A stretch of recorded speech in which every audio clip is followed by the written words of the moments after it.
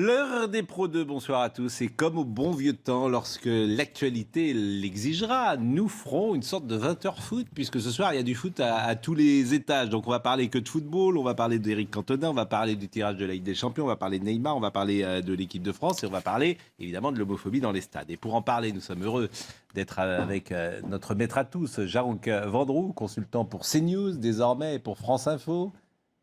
Bonsoir Pascal. Ça me fait plaisir de vous voir et de vous retrouver, cher Jacques. Pierre Barthélémy, vous êtes avocat d'association de supporters et vous avez envie peut-être de défendre les supporters en ce moment qui sont extrêmement attaqués. Bonsoir monsieur, oui, au plaisir de défendre les supporters ce soir à vos côtés. Donc, je sais votre attachement assez fort pour les tribunes en France, donc c'est avec plaisir que j'ai répondu à votre invitation. Je ne comprends pas cette ironie. Il n'y a aucune ironie, votre... Moi, je défends les supporters, mais vous ne défendez pas quand même ce qui s'est dit hier dans le stade de Nice, j'imagine, lorsque les supporters, les Marseillais, sont des PD, pardonnez-moi de citer les supporters, de Nice en l'occurrence, vous ne défendez pas ce type de comportement. Je n'ai pas été saisi par une association de supporters pour la défendre au tribunal pour ces propos-là, donc non, je ne défends pas ces propos-là, ce n'est pas dans mon mandat. Mais à titre personnel, vous en pensez quoi ? Au titre personnel, chacun est libre de faire ce qu'il veut dans le respect d'une part de la loi et d'autre part des autres. Mais vous en pensez quoi précisément ? Parce que ça, c'est une réponse diplomatique et politique. Mais précisément, parce que j'étais ce matin déjà avec un supporter et on a le sentiment que tous ceux qui défendent aujourd'hui les groupes de supporters, ou qui sont parfois même des supporters dans les tribunes, ont du mal simplement à dire « bah oui, on ne dit pas ce genre de choses dans une tribune ». Alors moi, j'ai aucun mal à vous dire que la lutte contre l'homophobie est indispensable, elle est nécessaire et elle doit être sans relâche. En revanche, j'ai besoin aussi qu'on contextualise les choses et qu'on reconnaisse ce qui relève de l'homophobie, ce qui relève de l'injure et ce qui relève de la liberté d'expression. Et c'est tout un débat complexe qui, pour l'instant, a un peu été oublié par certaines personnes. Non, il n'est pas oublié, il est très clair. Moi, j'ai dit ce matin à mon interlocuteur qui noie le poisson et manifestement, vous êtes sur la même longueur d'onde. Mais on va pouvoir en parler, parce qu'on est ensemble là pour ça dans cette émission. Marc Libra, merci. Bonsoir Pascal. D'être avec nous, ancien footballeur professionnel. Et puis Juan Rosé Dorado. Alors voilà. Buenas tardes Pascal. Je ne sais pas quoi vous dire. Que vous n'avez pas de chance. On vous avait invité pour parler de Neymar et on parle tout de suite du PSG qui va jouer contre le Real Madrid. Comme quoi, vous avez bien fait de m'inviter. Bon. On a une grosse actu, je l'ai dit. Je vous propose d'abord de voir cette image tout à fait étonnante, puisque l'ancien international Éric Cantona a reçu aujourd'hui à Monaco le prix du président de l'UEFA. Il a rejoint au palmarès Raymond Kopa, Johan Cruyff ou encore David Beckham. Cantona cantonesque dans un style inimitable et il a donné une interview. Et cette interview, je vous propose d'abord de l'écouter et puis, si j'ose dire, je la traduirai parce que même le traducteur de l'UEFA, c'est lui qu'on va entendre en même temps que vous allez écouter cette interview, même lui a eu du mal à saisir ce que voulait dire Éric Cantona. As flies to wanton boys, we are for the gods. They kill us for the sport. Ils nous ont tués pour le sport, c'est ce que... Will not only be able to Avec la slow down science, the aging of the cells. Soon the science will la science fix the cells to the state. And so réparera we become eternal. C'est le sport qui peut nous rendre éternels. Alors le traducteur était manifestement perdu, mais c'est bien normal parce que figurez-vous qu'il a cité Shakespeare et le roi Lear. Et il a cité donc cette réplique de Gloucester dans la première scène de l'acte 4 du roi Lear. Ce que les mouches sont pour des enfants espiègles, nous le sommes pour les dieux.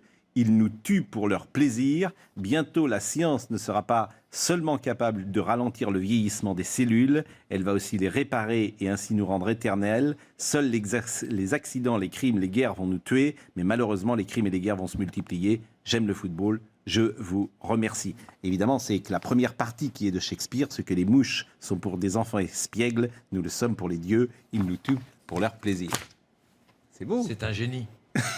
C'est un génie. Je veux dire, moi, Éric Cantona, j'adore Éric Cantona.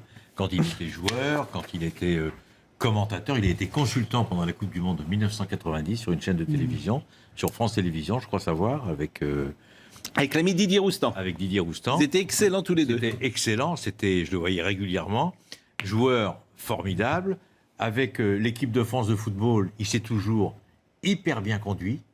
Et moi, c'est un personnage qui font évoluer le football. Alors évidemment, il est hors norme, il peut être critiqué, mais c'est un type très, très attachant. Il a été aussi entraîneur de beach soccer de l'équipe de France. Exactement. Champion du Bah, monde vous le connaissez bien, vous avez joué. Exactement. Voilà. Tu as joué avec lui. C'était l'entraîneur à l'époque. Il avait arrêté. Voilà. Mais vous C'est un n'étiez mec pas à Marseille merveilleux. quand vous étiez là. Si, je l'ai croisé. En 89, vous étiez. Je suis arrivé 88-89, donc j'ai pu assister Ouais. aux entraînements, j'ai pu le voir au quotidien. Voilà, un sacré personnage qui n'avait peur de rien. Un artiste dans tous les sens du terme. Moi, je l'ai connu à Bordeaux. Joueur d'exception. surtout. À Joueur Bordeaux. d'exception. Bon, le tirage de la Ligue des Champions, Paris sera dans le groupe A. Paris avec le Real Madrid, avec le Club de Bruges et Galatasaray. On peut déjà faire un premier commentaire, parce que c'est pas forcément facile. Marc Libra. C'est peut-être la première fois sur le tirage qu'on a deux groupes. On a le groupe A et le groupe B qui étaient vraiment très relevés, très forts. Paris s'en sort bien. Il y a toujours un gros dans cette histoire, c'est le Real Madrid. Est-ce qu'aujourd'hui, le Real Madrid que l'on peut voir en ce début de saison, alors certes, on ne va pas les rencontrer de suite, est-ce que les meilleurs ou moins bien que le PSG actuellement? Je pense que ça se voit aujourd'hui. Bruges, ça devrait passer. Galatasaray, c'est toujours très particulier, le contexte là-bas qui est vraiment pas évident, avec des supporters qui sont très présents, ultra présents. Il ne faudra pas avoir peur, parce que c'est une équipe qui va vous rentrer dedans. Après, par rapport au Real, aujourd'hui, je pense que les deux équipes sont en rodage, et ça promet de belles choses en tout cas. Paris sera favori, mais bon, il y avait sans doute un groupe plus facile.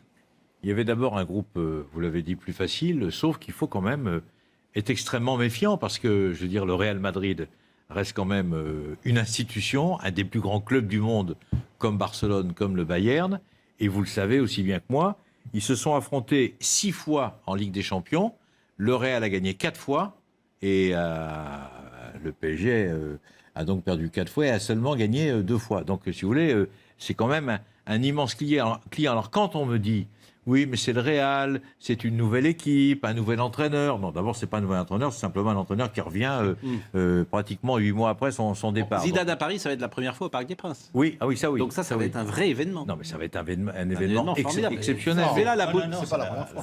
C'est la deuxième fois. La deuxième fois. La deuxième fois. Parce qu'il était venu lors de Oui, l'élimination. oui, la deuxième fois, il a par raison. le Real du PSG. Oui, il a raison, il a raison. Match aller Il a d'abord raison. ici à Paris, mais ça va être la deuxième fois.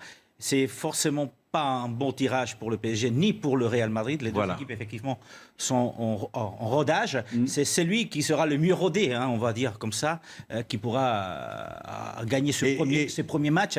Mais cela dit, il faut faire très attention avec ce Real qui n'a pas gagné la Liga, qui est terminé 3e, qui est éliminé tôt, entre guillemets, de la Champions League la saison dernière, mais qui, cette année, avec Eden Hazard, même s'il est blessé, avec un certain nombre de joueurs qui sont aussi, qui viennent d'intégrer l'équipe, et surtout avec Zinedine Zidane, est un club remarquable qui peut faire des belles choses cette année. Et Zidane a été réembauché, Pascal, si on peut parler comme ça, pour gagner la Ligue des Champions. On va passer assez vite sur le groupe G, où on va retrouver Zénith, Saint-Pétersbourg, Benfica, Lyon et Leipzig.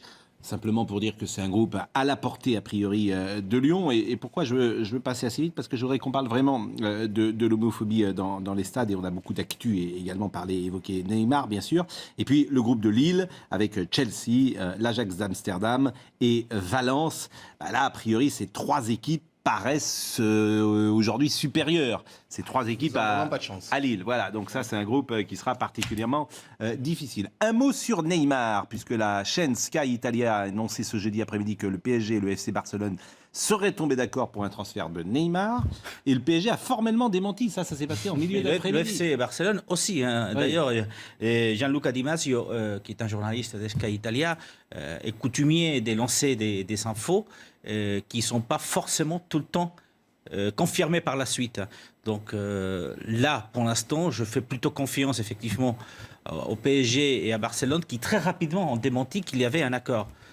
C'est assez compliqué. Neymar qui sera suspendu les 3 premiers matchs de la Ligue des Champions. Alors ça c'est quelque chose qui rentre aussi très important dans le cadre de cette négociation, même si on n'en parle pas. Oui. Mais le fait qu'il ne veut pas avoir le droit de jouer ces 3 premiers matchs est quand même un fait important pour le FC Barcelone s'il venait. Honnêtement, je ne crois pas que ça change pas. Mais dans cette guerre, entre guillemets, entre Barcelone et je veux dire, le Paris Saint-Germain, il y a quand même un élément qui est extrêmement important. Donc c'est pour ça qu'il y a une urgence incroyable.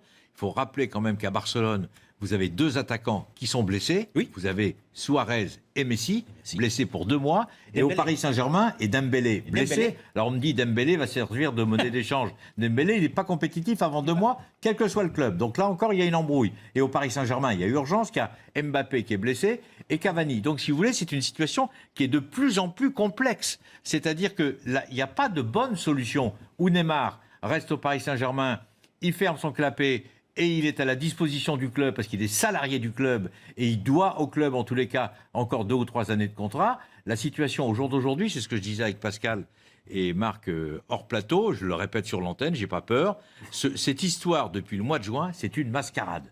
Ça ne fait pas sérieux pour le football mondial. Voilà, c'est tout. Votre intuition, Juan Rosé, du côté espagnol. D'abord, est-ce que le Barça a de l'argent, oui ou non? Le Barça n'a pas les 200 millions qu'il pouvait débourser à l'heure actuelle. Bon.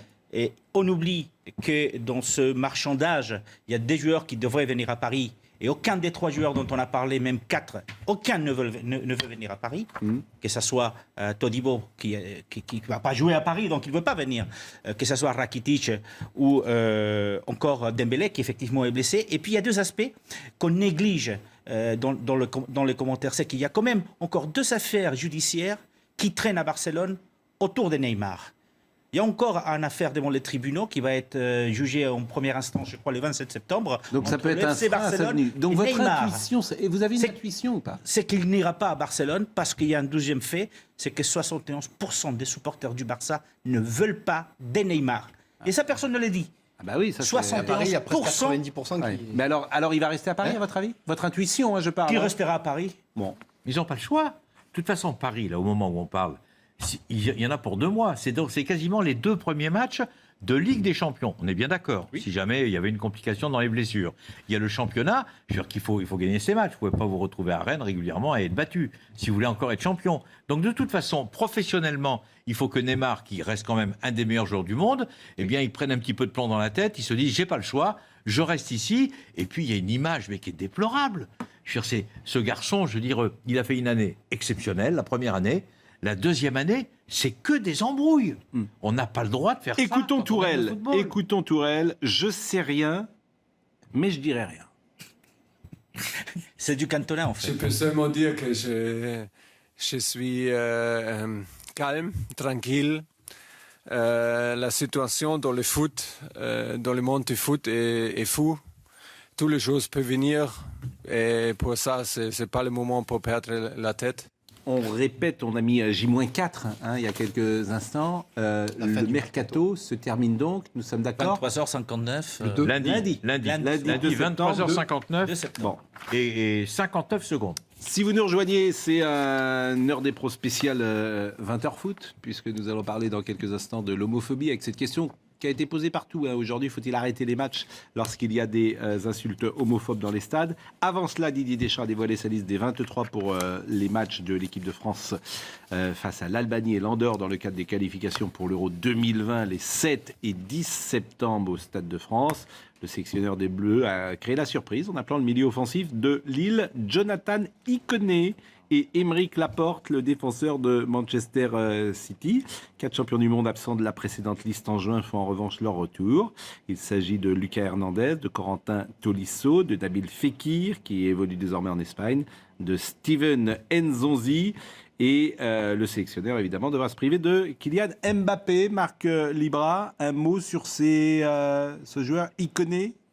Iconé que l'on a vu évoluer depuis 2 saisons avec Lille, véritable révélation sur son côté, capable de jouer sur un côté, capable de jouer dans l'axe, qui peut jouer partout. N'oublions pas qu'encore une fois, il y a Olivier Giroud qui est le point d'ancrage, donc ça peut être très intéressant. Quand Mbappé revient, normalement, on laisse la place à Mbappé.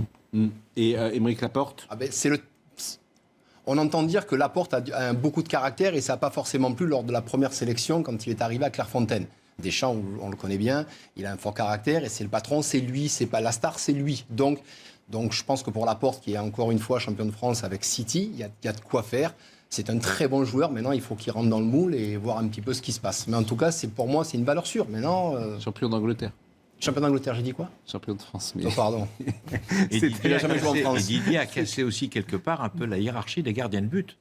Parce que Ouais. vous avez... Non, mais c'est peut-être pas très important, mais avant, Oui. on avait systématiquement Les trois les trois mêmes. Et là, pour la première fois de son histoire, il y a Mike Maignan, le gardien de Lille, qui est guyanais comme Bernard Lama, qui est un excellent Alors- gardien de but. Il rentre dans le film. Et donc, je trouve que c'était sympa qu'on lui dise un Ouais, ce petit qui est mot ce paradoxal, soir. c'est que peut-être Mandanda était peut-être moins bon la saison passée. Et là, il est meilleur revient bien, maintenant. et il n'est plus là. Donc c'est très étrange. Vous êtes avocat, Pierre Barthélémy, et le public vous connaît. En tout cas, vous avez des aficionados qui vous suivent sur Twitter. Et puis nous, on a fait plusieurs émissions ensemble. Avant d'être l'avocat brillant que vous êtes d'abord un supporter de football.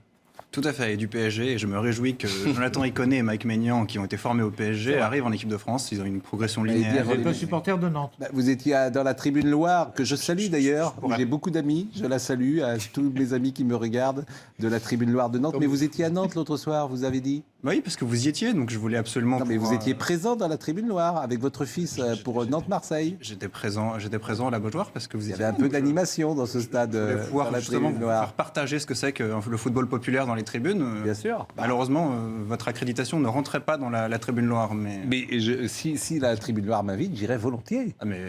je pense que vous êtes le bienvenu dans la tribune Loire. À chaque apparition sur l'écran, il y a quand même une vague d'émotion et d'amour à votre égard. Écoutez, maître, c'est pas très gentil ce que vous dites sur Pascal. bien de Rappelons rappeler- quand même que Pascal de- Pro, parce de qu'on rappeler peut en ces parler, moments. Bon. que d'abord il a été joueur à Nantes. Bon, il n'y a pas de preuve, c'est vrai. Mais il dit qu'il a joué à Nantes quand il était gamin.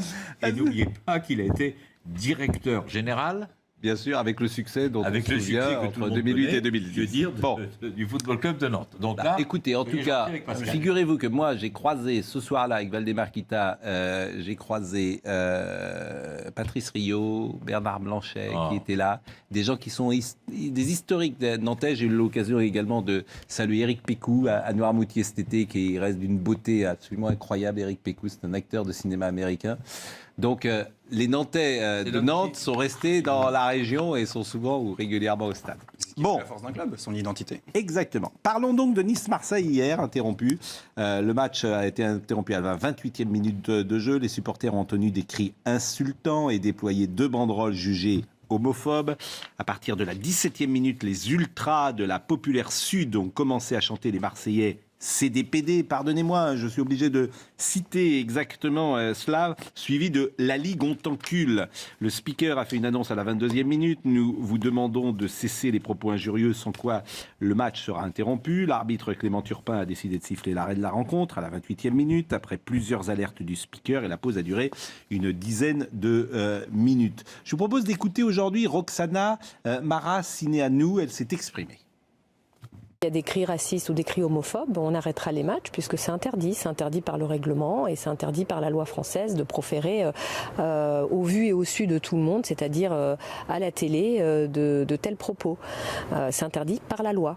Donc moi, mon rôle, c'est de rappeler la loi. Maintenant, c'est le rôle effectivement des clubs professionnels, de la Fédération de football qui a délégation de service public en la matière pour réglementer et réguler le sport, être garant de son éthique et de son intégrité. Le sport, ce sport particulier, le football.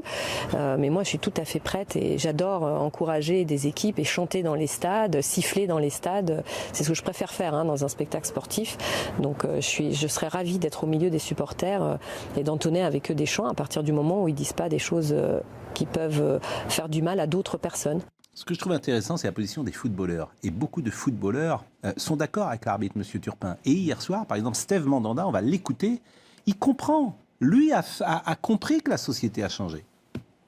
C'était important pour nous de gagner, avec un début de saison un peu mitigé et un match important qui nous attend dimanche. Donc je pense que ce soir, c'était vraiment très très important. Ça n'a pas été le plus beau match, mais on a montré quand même de belles choses, notamment dans la combativité. On aurait pu finir ce match beaucoup plus tôt parce qu'on a eu les occasions pour mettre ce 2-0 et voir plus. Mais le plus important, c'est de gagner et puis d'avoir tenu à la fin. Bon, alors c'est pas ce son-là que je voulais entendre, mais il a dit plus tard qu'il comprenait que le match était arrêté. Quelle est votre position? Et à chaque fois, Pierre Barthélémy, je trouve que vous vous réfugiez derrière du juridique, alors que, me semble-t-il, c'est pas un débat juridique. Je prends ça pour un compliment qu'un avocat se réfugie derrière le droit. Je trouve que c'est quand même une reconnaissance d'une capacité professionnelle certaine. C'est pas un Donc, débat juridique. Je vous en remercie. C'est pas Et un justement, débat juridique, il y a- et c'est même porter l'argument juridique montre la faiblesse de votre argumentation. Mais j'ai envie de vous dire. avez parfaitement raison. Il y a deux débats. Il y a la question juridique et il y a la question sociétale. Mais sauf que les deux sujets, au moment donné, se rencontrent.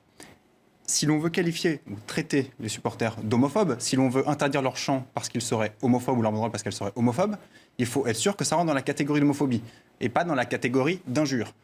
C'est le premier sujet, le point juridique, et ce qui fait que la réponse qu'on peut apporter est conditionnée par cette caractérisation juridique. En revanche, le second point est sociétal.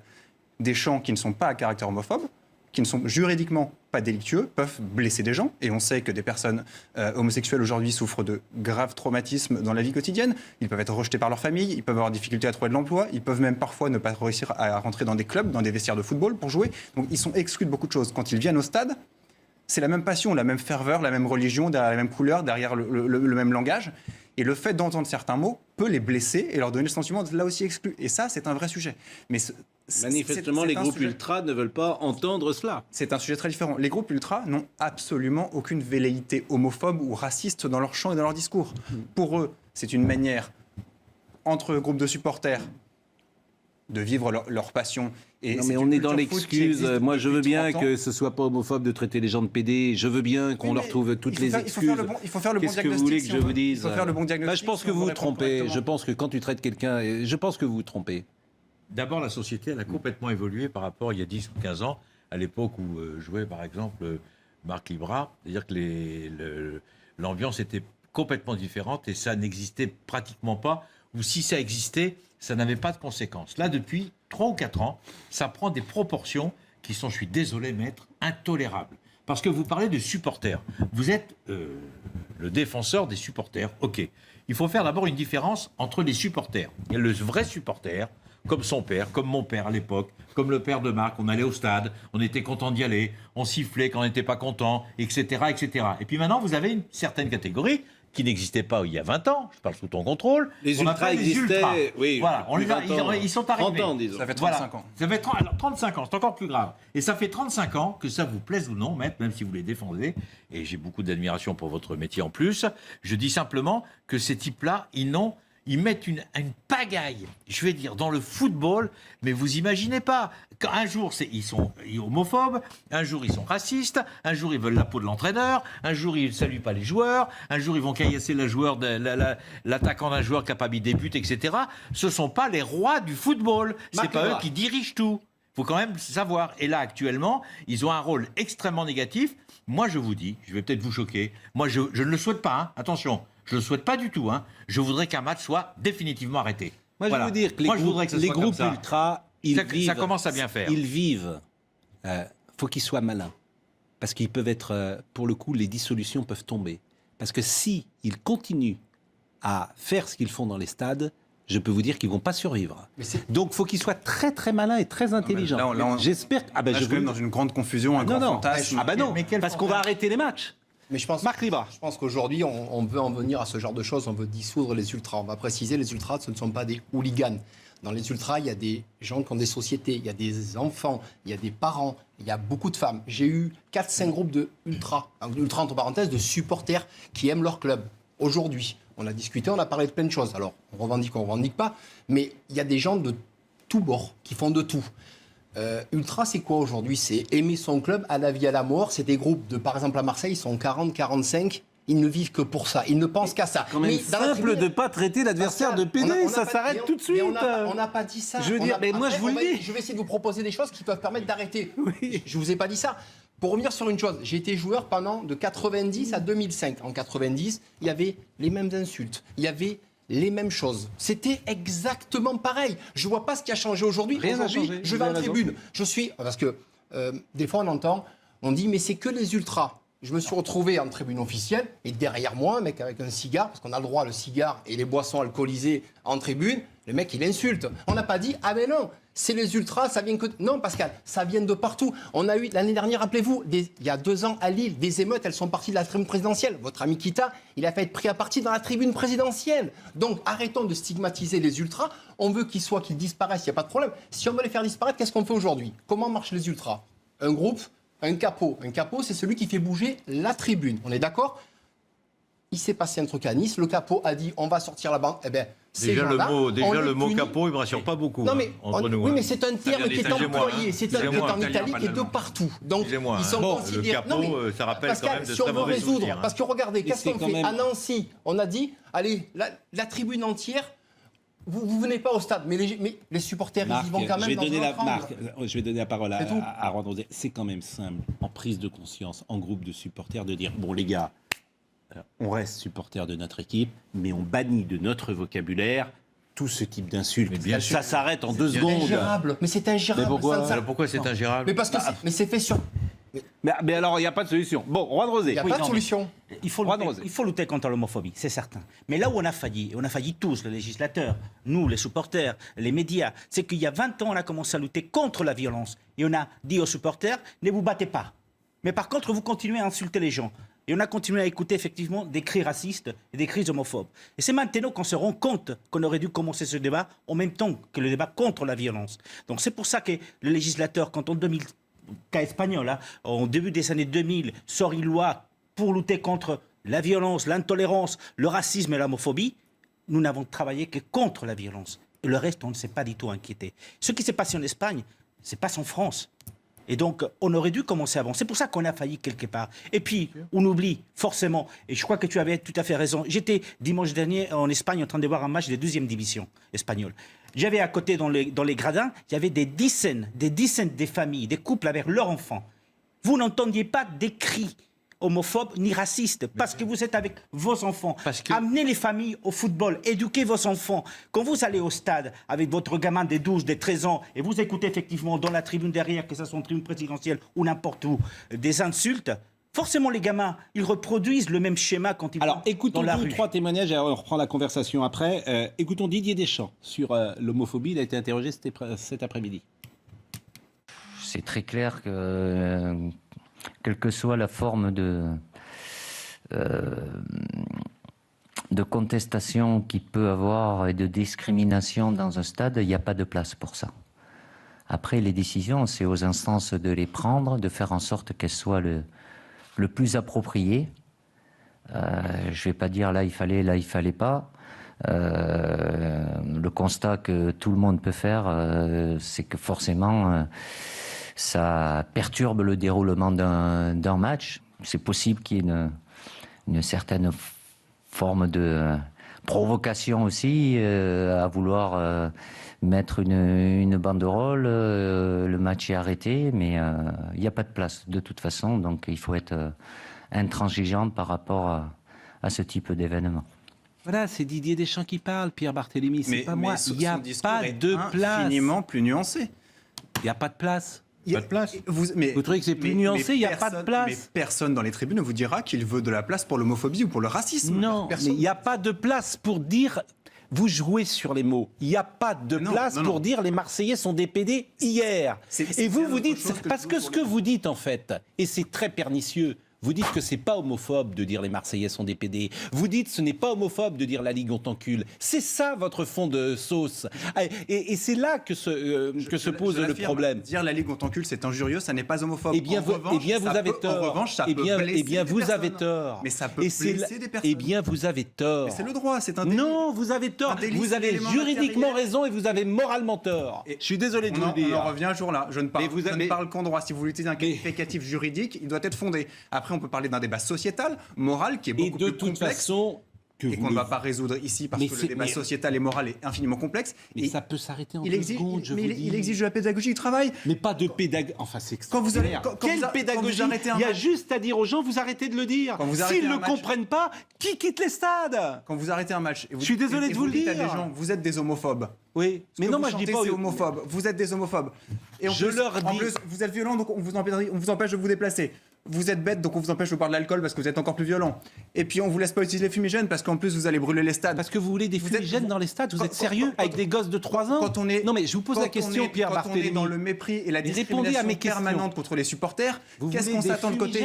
On veut des gosses de 5 ans dans les stades. Les fumigènes, vous n'êtes pas sérieux. Le fumigène, il y a énormément de pistes de travail qu'on n'a jamais étudiées. Ce que je peux vous dire, c'est que déjà, il y a un immense problème actuellement, et ça c'est au niveau de ce qu'on appelle les stadiers et les clubs. Déjà, comment font les supporters, notamment d'hier soir, dans le match entre Nice et Marseille, pour rentrer avec des banderoles aussi importantes, aussi longues? Je veux dire, comment? Il y a de la complicité. C'est pas possible. Non, mais ils rentrent 3-4 jours avant. Je voudrais qu'on comment ils rentrent 3-4 jours avant? Mais c'est encore plus grave. Bien sûr.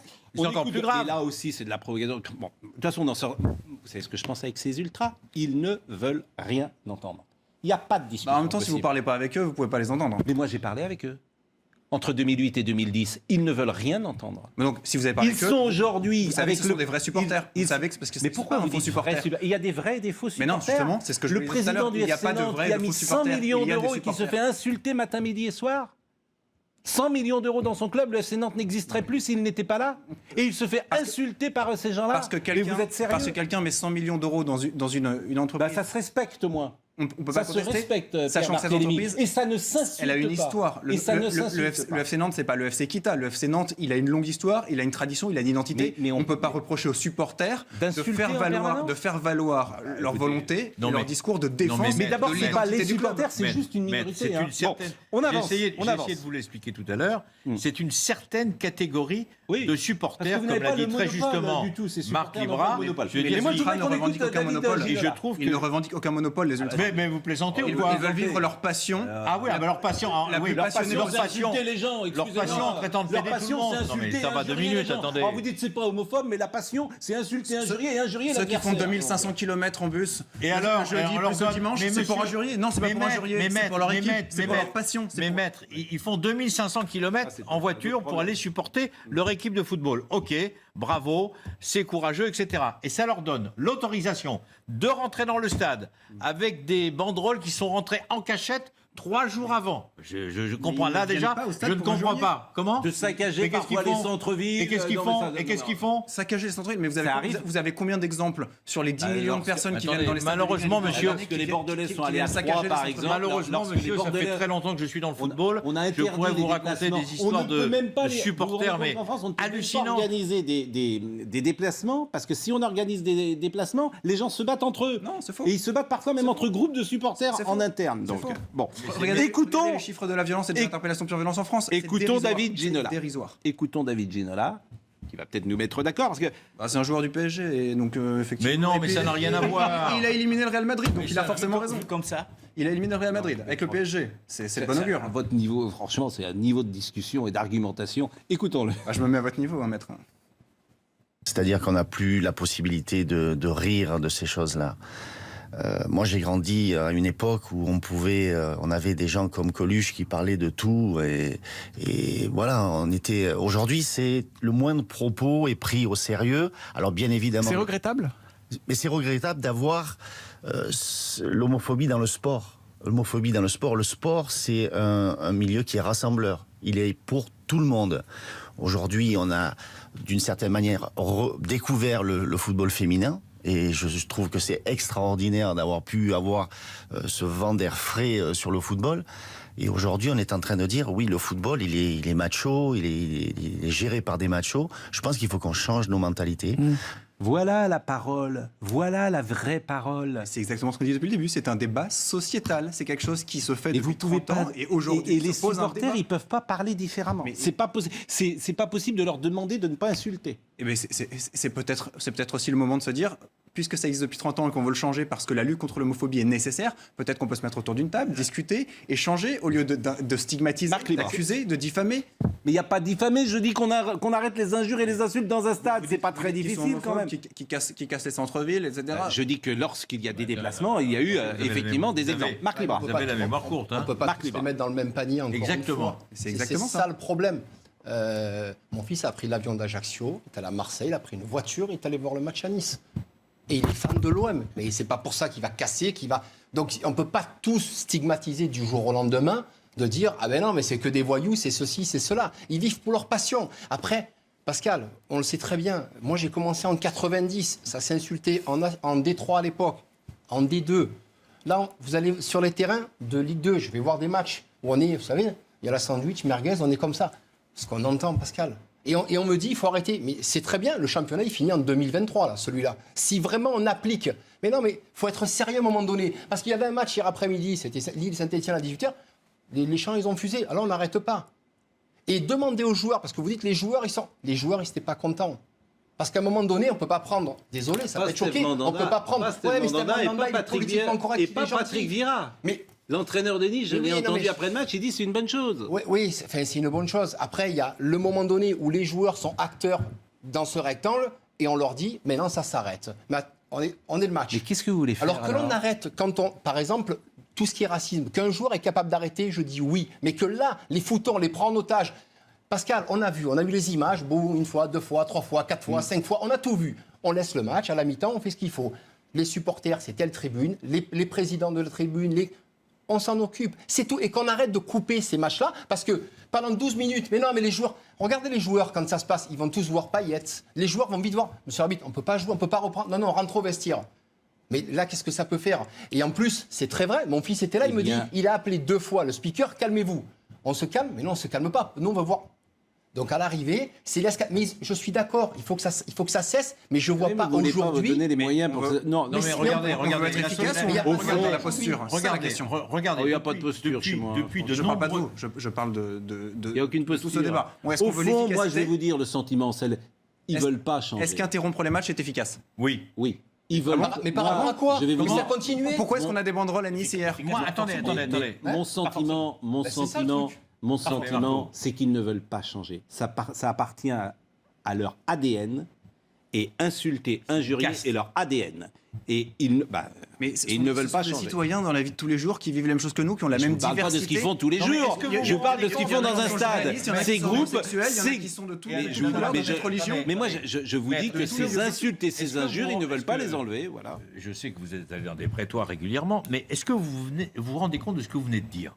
Vous venez de nous dire sur un plateau de télévision, regardé par des millions de téléspectateurs, ce sont des gens comme tout le monde. Mais ce ne sont pas des gens comme tout le monde. C'est impossible. Ce sont des gens... J'ai entendu tout à l'heure, moi j'ai connu des gens qui étaient présidents de société, il allait avec ses enfants, il était content, mais tout d'un coup il changeait de veste et il commençait à insulter tout le monde. Ce ne sont pas des gens normaux. C'est-à-dire ce sont des gens qui sont bipolaires. Ils arrivent au stade, ils sont bien élevés, ils sont bien habillés, ils ont une belle cravate, etc. Ils rentrent dans le stade, ils deviennent à moitié fous. Ils ressortent du stade, ils redeviennent normales. Il y a des personnes qui sont... Il y en a beaucoup. Il y a des personnes qui sont homosexuelles, elles se donnent la main dans la rue, elles se font taper dessus, elles vont au stade, elles se font pas taper dessus. Attendez, moi j'ai des amis, je veux dire, qui sont homosexuels et qui ont énormément souffert, notamment mon ami Johan Lemaire, qui a énormément souffert quand il a dit un jour dans son club de football, mes amis, on joue ensemble depuis 2 ans, il faut que je vous dise la vérité. Je suis homosexuel. Il a été viré dans le quart d'heure qui suit. Et ça, c'est un vrai problème d'homophobie. C'est dégueulasse. Un vrai problème dégueulasse. Aujourd'hui, le district des Ardennes lui a enlevé sa licence, etc. Et quand vous savez qu'aujourd'hui, c'est des combats aujourd'hui. Mais c'est ça qu'il faut combattre. C'est des combats. Non, il faut combattre. Il faut tout combattre. C'est de la vraie homophobie, ça. Non. L'homophobie, on se bat pas contre l'homophobie dans des secteurs. On se bat contre l'homophobie dans tous les milieux. Moi, j'ai vu les combats que mène actuellement le gouvernement sur la violence qui sont faites aux femmes. Malheureusement, aujourd'hui, on est à la 99e femme qui est décédée depuis le début de l'année. Parce qu'on fonctionne pareil. On fait des tweets d'indignation. On lance des anathèmes, mais on ne fait pas d'action derrière. Lutter contre l'homophobie, il faut lutter contre l'homophobie dans le football aussi, comme il faut lutter dans le racisme. Et de toute façon, il faut prendre des décisions radicales. Parole d'un supporter, c'était James Roth. Il était ce matin, on le salue d'ailleurs, parce qu'il est venu et c'est vrai que c'était là un petit peu contrecarré les arguments. James Roth, et il est président porte-parole de l'association nationale des supporters. Exactement. Écoutons. Nous sommes contre toute forme de discrimination. Nous nous engageons, et c'est ce que nous faisons depuis des années que nous existons, dès l'instant où nous sommes invités à travailler sur le sujet, à lutter contre toute forme de discrimination. Le problème, c'est qu'aujourd'hui, effectivement, tout le monde s'empare d'un sujet que personne ne maîtrise. Donc aujourd'hui, effectivement, il y a des choses, il va falloir faire le tri aujourd'hui. Donc qu'est-ce qu'il y a ? Qu'est-ce qui est répréhensible ? Pas répréhensible. Ça, c'est ce qui va se passer. C'est un travail qui ne va pas être long, mais qui doit être fait au préalable. Tout le monde doit lutter contre l'homophobie. Oui, mais moi j'attends voir quelles sont les actions des joueurs notamment. Oui, des joueurs. Alors, le 19 février, c'est le jour contre l'homophobie dans le football. On voit quelques équipes qui mettent un drapeau dans le maillot avec un brassard, ou un brassard arc-en-ciel, voire des lacets arc-en-ciel. À une époque, c'était des lacets. Une seule fois dans l'année. On voit des joueurs qui vous disent on est contre, mais on ne peut pas participer dans des campagnes contre l'homophobie parce que nos agents nous disent qu'on va perdre des contrats. Là, est-ce que vous voyez beaucoup des joueurs qui se déclarent... C'est le business du foot, ils le savent. Il y a beaucoup de joueurs qui se déclarent... Quand même, j'ai entendu Didier Deschamps, je vous le répète, j'ai entendu Steve Mandanda, j'ai entendu Patrick Vieira. Il a la même chose à l'époque, entraîneur de Marseille, on lui arrête 12 minutes le match à l'époque où il joue le titre avec Marseille, croyez-moi. J'étais là bord terrain, c'est pas possible. Non, mais il faut travailler aussi ça. C'est pour ça qu'il faut tout simplement que les présidents de clubs voient les groupes de supporters et disent indispensable. C'est simple. Mais il y a même des référents supporters qui ont été créés au sein des clubs. Aucune injure. Le fair play, vous savez ce que c'est le fair play ? On applaudit l'adversaire lorsqu'il a fait une belle action. Qu'est-ce que vous voulez que je vous dise ? C'est ça le sport. Et c'est pour ça que je dis parfois ces gens-là n'aiment pas le football. C'est des supporters ou des ultras. Ils n'aiment, quand on aime le foot, on aime le jeu. Pardonne-moi, on n'aime pas que son équipe. Excusez-moi. Vous mettez tous vos revenus et tout votre temps dans votre club si vous n'aimez pas le foot ?